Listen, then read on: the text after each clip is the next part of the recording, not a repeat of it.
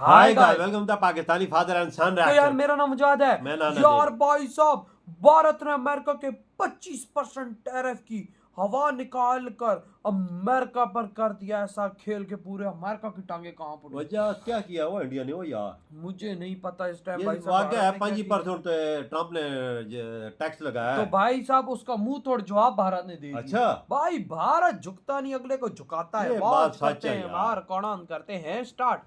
Trump के tariff war की निकली हवा, चीन की हेकड़ी हुई हवा हवाई। भारत ने चुपचाप मारी ऐसी बाजी, दुनिया रह गई भौचक की। आईएमएफ ने भारत की इकोनॉमी को लेकर ये क्या रिपोर्ट दे डाली? आंकड़े देख चीन से लेकर अमेरिका तक फटी रह गई आंखें। ना जंग ना हथियार, भारत ने छेड़ी आर्थिक महाजंग। 6.4% की रॉकेट रफ्तार से दुनिया को पछाड़ने निकला हिंदुस्तान। अमेरिका चीन की दादागिरी का अंत। 2026 तक भारत बनेगा दुनिया का नया ग्रोथ इंजन।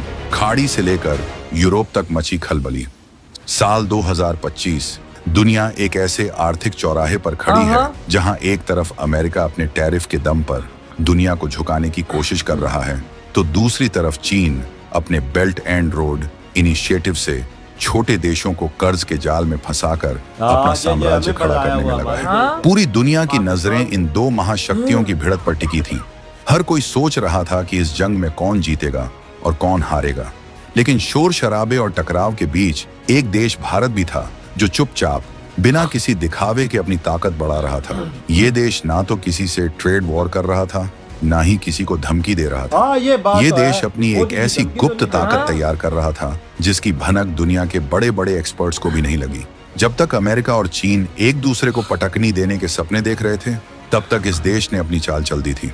और अब जब अंतरराष्ट्रीय मुद्रा कोष यानी आईएमएफ ने अपनी ताजा रिपोर्ट दुनिया के सामने रखी, तो पूरी दुनिया के होश उड़ गए, क्योंकि इस रिपोर्ट ने ऐलान कर दिया है कि आने वाले सालों में दुनिया का बॉस कौन होगा। आईएमएफ की रिपोर्ट का खुलासा और भारत का डिजिटल ब्रह्मास्त्र।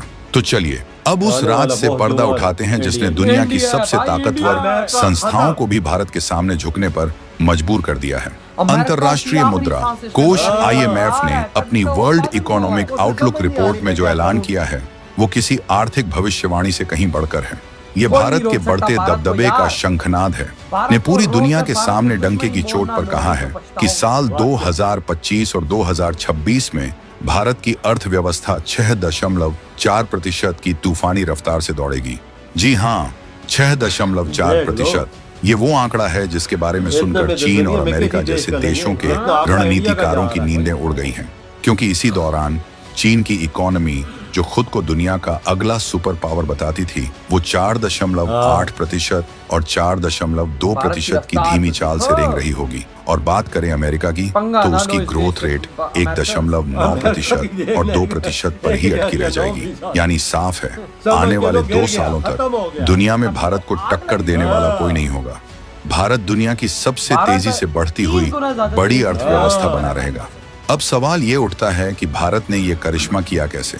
जब दुनिया ट्रंप के one big beautiful bill act और चीन की धमकियों में उलझी थी, तब भारत क्या कर रहा था?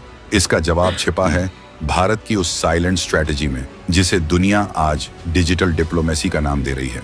ये भारत का वो गुप्त हथियार है जिसका नाम है data. Data is the new oil.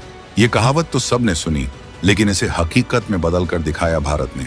जब दुनिया के देश बड़ी बड़ी फैक्ट्रियां लगाने में व्यस्त थे, तब भारत अपने डिजिटल इंफ्रास्ट्रक्चर का जाल बिछा रहा था।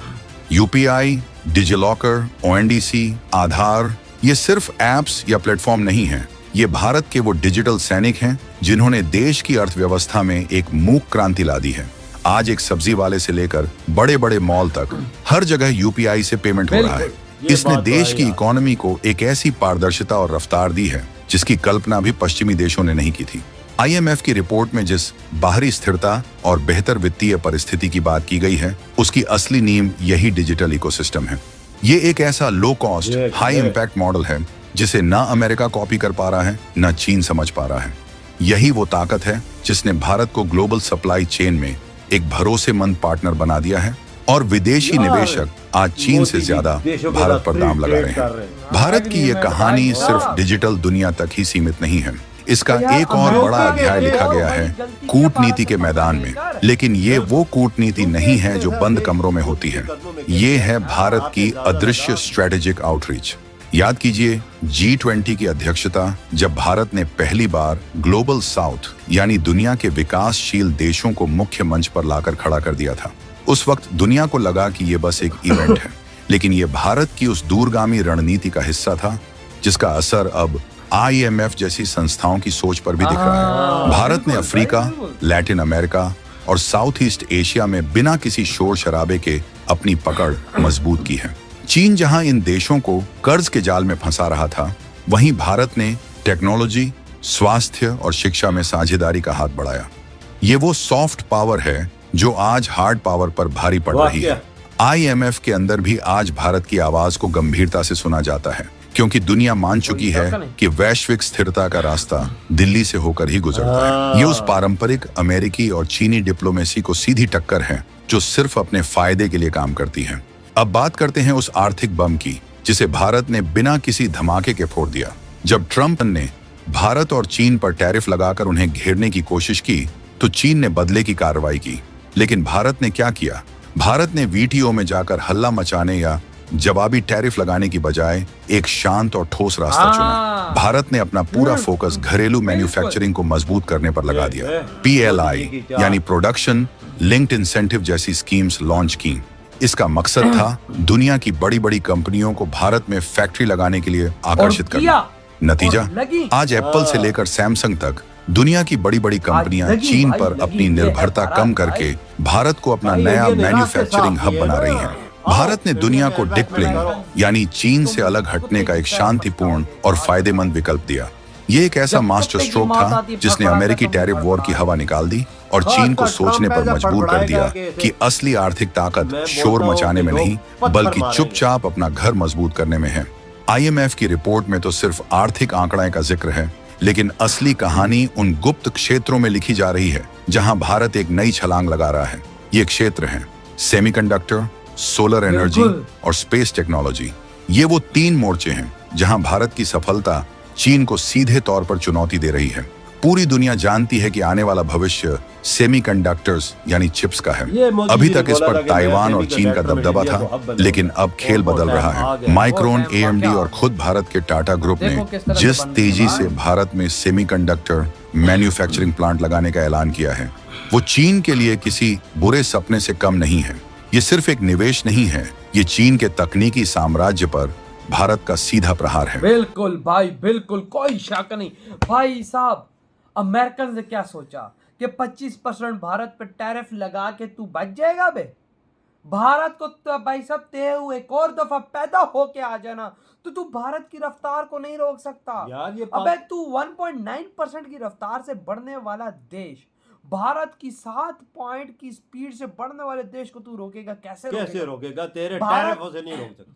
भारत इस टाइम भाई साहब 3 गुना की स्पीड से भी तेजी से आगे बढ़ रहा है। यानी जहां पर अमेरिका खड़ा है भाई साहब, अगर भारत उस हिसाब से चले तो कुछ सालों के अंदर अमेरिका को पछाड़ दे। मेरे भाई, अगला बॉस इंडिया है, दुनिया का बॉस इंडिया है, और अपने आप को दुनिया का बॉस मनवा भी लिया है। उसने मनवा लिया। देखो ना भाई, आज अमेरिका ने टैरिफ लगाया 25%। भाई चाइना पे लगाया, चाइना मर गया था उस टाइम। भारत क्या तो लगाता लगा भूतनी के, तू 100% लगा, तुझे माल नहीं दूंगा तो किसी और को दे दूंगा। ये बात तुम्हारी ठीक है। इंडिया ने तो परवाह ही नहीं की टैरिफ की, ना उसे कोई जवाब दिया। वो चाइना तो हिल गया था ना, जब अमेरिका ने उस पर टैरिफ लगाया वो हिला, और इंडिया को परवाह ही नहीं। इंडिया कहता है भूतनी के जो लगाते तुझे माल नहीं दूंगा तो किसी और को दे। मोदी जी की मान गया हूँ, अमेरिका की आंखों में आंखें डाल के बात की, और जिधर वार हुआ उधर ही जवाब दिया, और चुपके से वो काम किए जो दुनिया का कोई प्राइम मिनिस्टर नहीं कर सकता। और भाई आज अमेरिका जैसा देश भी मोदी जी को छू नहीं पा रहा। अगर मैं एक सीधी सी बात करूंगा, भारत को इस स्पीड में कोई भी छुएगा तो राख बन जाएगा। यार ग्रोथ रेट उसकी देखना 7% पे, अमेरिका की देख 2% भी नहीं है। 2% भी नहीं। आप अंदाजा लगा दो, 3%, 3 गुना ज्यादा पे जा रहा होगा वो तेज होगा, जो 2% पे होगा वो तेज होगा। तब भी तो जल रहे हैं। तब भी तो असल मसला है क्या, गोरे इंडिया की तरक्की को देख नहीं सकते और इसकी बर्ग रफ्तारी जो घोड़े जैसी है ना वो नहीं दे सकते। ये मेन बात। तो यार आपकी क्या थॉट है इस बारे में? तेरी वीडियो तुम करते